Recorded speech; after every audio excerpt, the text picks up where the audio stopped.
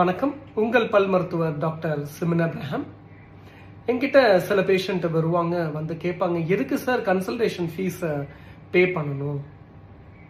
இது ஃபர்ஸ்ட் நீங்க புரிஞ்சுக்கோங்க. ஒரு பேஷண்ட் உள்ள என்ட்ரி ஆகும்போது ரிசப்ஷனிஸ்ட் அவங்களை வெல்கம் பண்ணிட்டு அவங்களோட டீட்டெயில்ஸை ரெஜிஸ்டர் பண்ணி அந்த பேஷண்ட்டை நம்ம கிளினிக் ரூம்குள்ள அனுப்புவாங்க. ஸோ அந்த பேஷண்ட்டை நம்ம சேர்ல உட்கார வச்சு செப்பரேட்டாக ஒரு டைம், ஒரு பர்சனலைஸ்ட் ஒரு அட்டென்ஷன், செப்பரேட்டாக தான் இது எல்லாமே பார்த்து அவங்களுக்கு செப்பரேட்டான இன்ஸ்ட்ருமெண்ட்ஸை, ஸ்டெரைல் பண்ண இன்ஸ்ட்ருமெண்ட்ஸை நம்ம யூஸ் பண்ணி இதெல்லாம் பிரச்சனைகள் டயக்னோஸ் பண்ணி இந்த மாதிரியான ட்ரீட்மெண்ட் பண்ணிக்கலாம். ஸோ ட்ரீட்மெண்ட் பிளானிங் பண்ணிட்டு இவ்வளோ சார்ஜஸ் ஆகும், ஒரு வெரைட்டிஸ் ஆஃப் கேப் இருக்கு, ஒரு ட்ரீட்மெண்ட் இருக்கு, இதெல்லாம் சொல்றதுக்கு தான் இந்த கன்சல்டேஷன் ஃபீஸ். ஸோ இதுக்கப்புறமாச்சு நீங்கள் எந்த டாக்டர்கிட்டயோ இல்லை டென்டிஸ்ட் கிட்டயோ கன்சல்டேஷன் ஃபீஸ் எதுக்கு வாங்குறீங்க அப்படி கேட்காதீங்க.